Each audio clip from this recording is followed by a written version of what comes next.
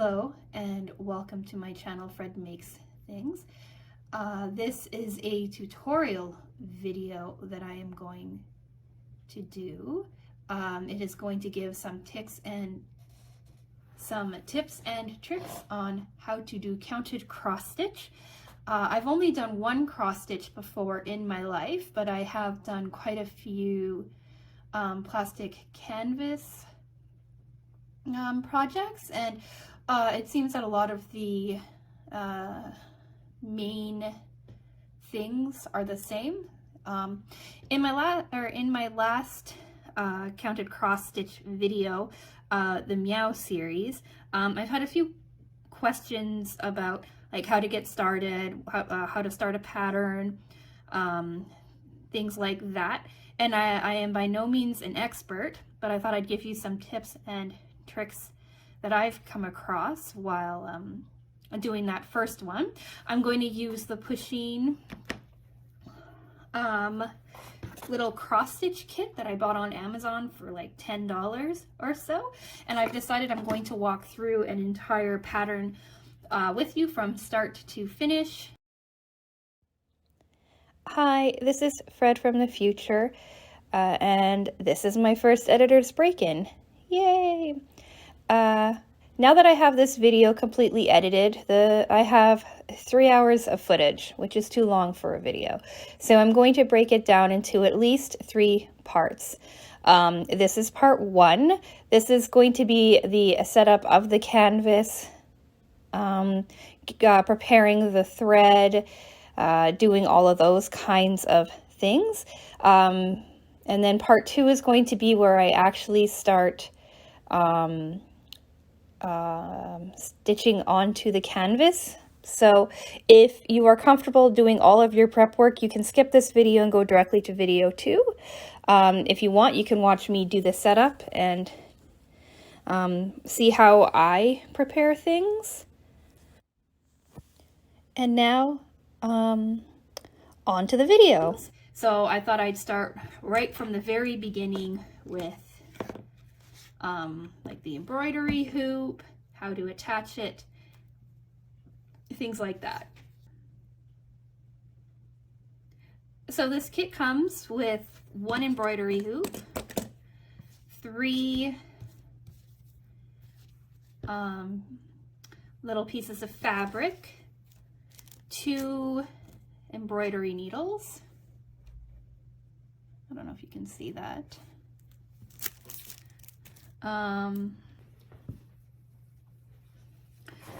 4 colors of embroidery floss, and a little instructional book, which is actually very good if you're interested in starting cross stitch. This little book with its cross stitch basics and stuff is really good. So today we are going to do this first pattern. I've already kind of marked it up a little bit. So the only thing that I've done off camera is to iron these flat because they came rolled up in a in the box, right? The box is smaller than the fabric. And also on the one that I'm using today, I also kind of marked my center point sort of with a sewing marker. It'll the ink will disappear in about 24 hours or so. So the first thing that we do, or that I do, is I take my hoop. I'm going to turn this over. I've already smudged it through once to make it easier on camera. So hoop, this, and then this goes like that. So it goes hoop, fabric,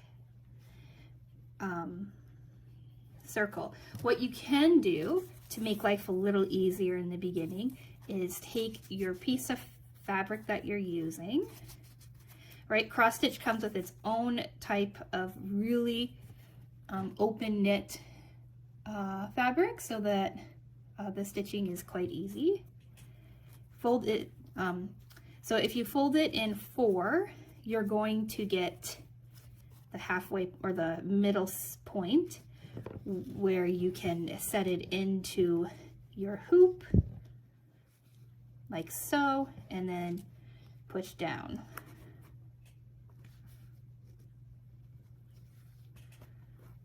Like that. Conversely, you can start with your middle hoop first, put this over, and then this to push it down, making sure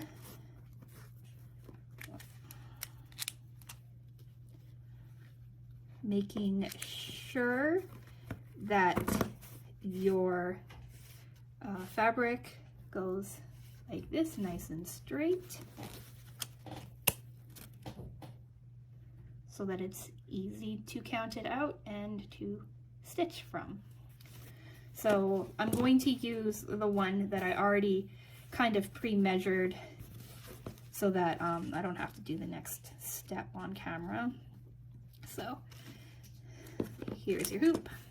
You take your fabric and then you sandwich your interior hoop in, pushing down like so. That's not centered.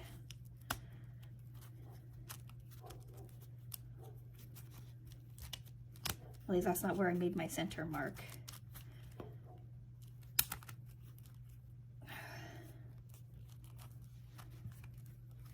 Like so. It's not perfect, but for this one it doesn't really matter.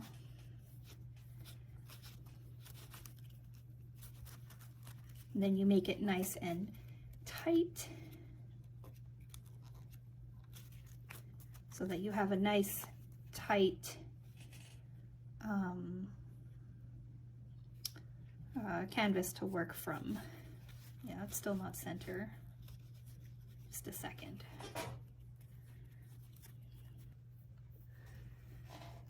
Okay, so I've made it a bit more centered.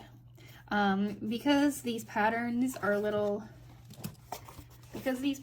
just like little tiny sections on here, you don't really have to worry too much about it.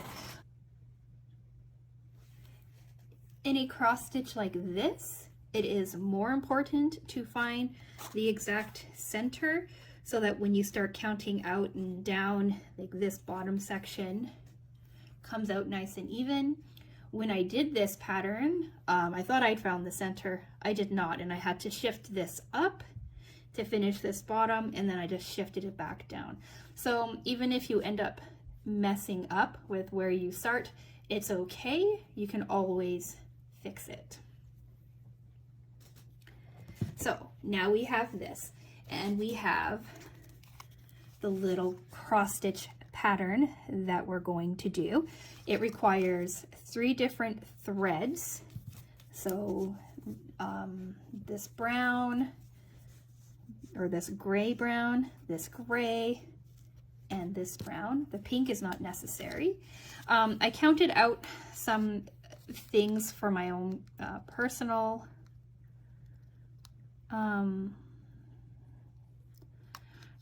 reference. So it's, and I wrote it down. So Pusheen is 33 from end to end. I missed counting these 2 little X's in my initial one. The very center of it is a 16, right? Because 33 is, well, you get it. 32 divided by 2 is 16. Top to bottom, it is 24 stitches. So the halfway point would be 12 stitches. So what I'm going to do is I'm going to start up here on probably like this ear here in the light gray. So that's going to be, that is going to be 1, 2, 3 down from the top of the ear. Okay, because that way I'm going to go like this, and then back, and then forth, and then back, and then I'm going to cross over to here, and I'm going to come back and down like this. So we're going to start, so if it's 3 from, well, 4, I guess, from the top, right? We have 1, the dark gray, or brown, I should say. The brown is 1, then the light gray is 2, 3, 4. I'm going to start on the 4th line, and I forgot to find the center point. Shoot. Okay, I'm going to count it out, find where the center point is in the pattern, and then I'll be right back. Just to know, the center point in the pattern will help you center your pattern on it, and then the center of this. Normally in instructions, they tell you, okay, find the center and then count so many spaces to the left or right and up and down. That's how this one did. It had me start here in this section here, and I had counted across and then back. So they had me start here, and it was like, okay, go down like 12 spaces and over 8 to start. This one doesn't have that because the pattern is very simple. So I'm going to count it out, and then I will start talking again.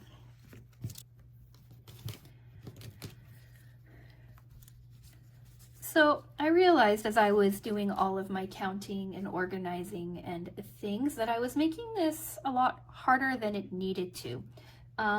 With the Meow series, with this one, they had me start up here in the ears and stuff. And so my natural inclination is to start in the ears and stuff up here.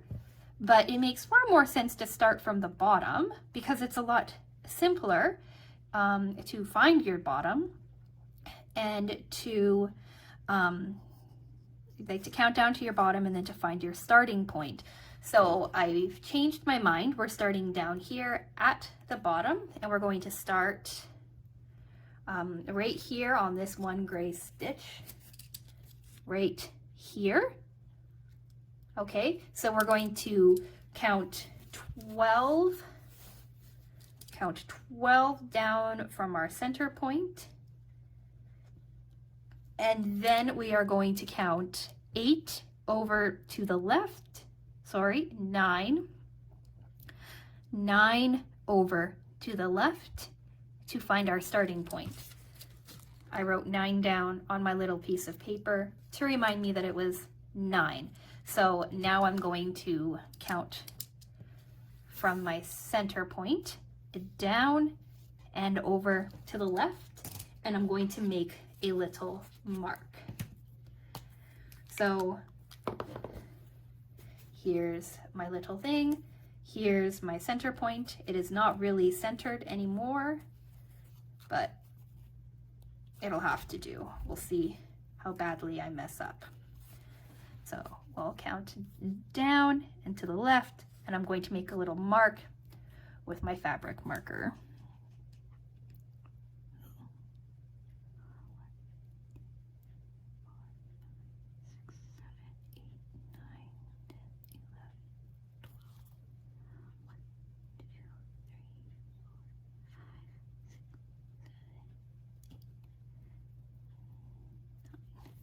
So there is our starting point right here, number 9.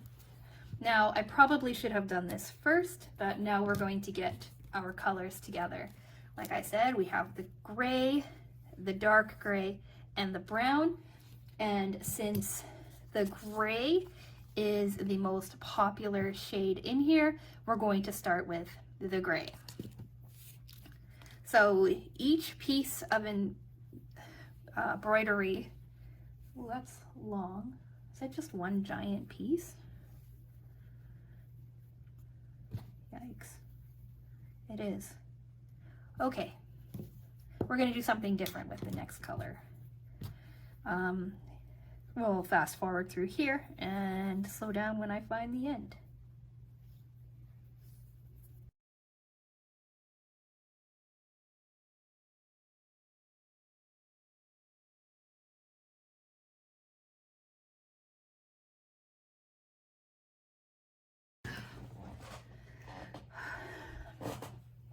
Okay, I found the end. I rolled it in my hands so that it was easy. And now I'm going to take just a little quilting clip, pull this tight and clip it so that it doesn't unravel again on me. Just like that. So there we go. Now, what I'm going to do with these is I'm going to cut them. Now that I know it's one giant piece, I'm going to cut it here on both of them and the pink one later. But I'm going to cut it there after I find the end piece again, just so that these are easier to work with. And then I'm also going to clip it. So I'll be right back. So the book suggests cutting a strand about 18 inches long. So let's do that. Okay. All right, my handy measuring tape is in centimeters. So 18 inches, that's a 1.5 feet. We're gonna go with 40 centimeters or so. So you're looking at, oh, my table's not big enough. Something that's really long.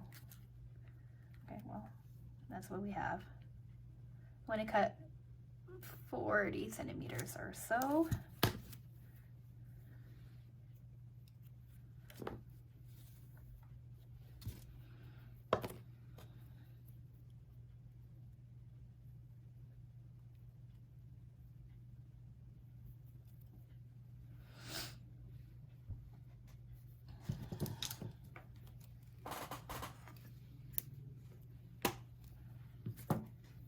So here we go. Here's our first thread. Now we're going to, each one of these embroidery flosses has 6 strands to them. So we're going to separate them. We're going to work off of it a strand at a time. So we're just going to pull that apart like so. I hold on to the tail as I pull to keep things from getting too messy or knotted, like that. There you go. Here's your one strand, if the camera will focus. And then here's the rest of them. I'm going to roll these up and just set them aside. And then we're going to take our needle. Where's my needle? Okay, so you'll have your needle, and now we're going to thread it. So how I learned to thread a needle was you take your thread, you wrap it around your needle. Oops. You wrap it around your needle, right? Here's the head pointing up. You turn the head pointing right on the edge, so you have a nice straight edge. Here's your thread here. Okay, you hold it tight between your thumb and your forefinger. You pull through, and then you take your needle and you wiggle it back over your thread, just like so. Oops. Okay, let's do that again. It's hard to do this while filming. Okay, you've got your thread. You've got your needle turned to the side, so the head is pointing sideways. You hold it nice and tight between your thumb and your forefinger, just like so. Pull it through. Now you have like a little tiny top. You wiggle it, the head over it, back and forth. And there you go. Nice and neat.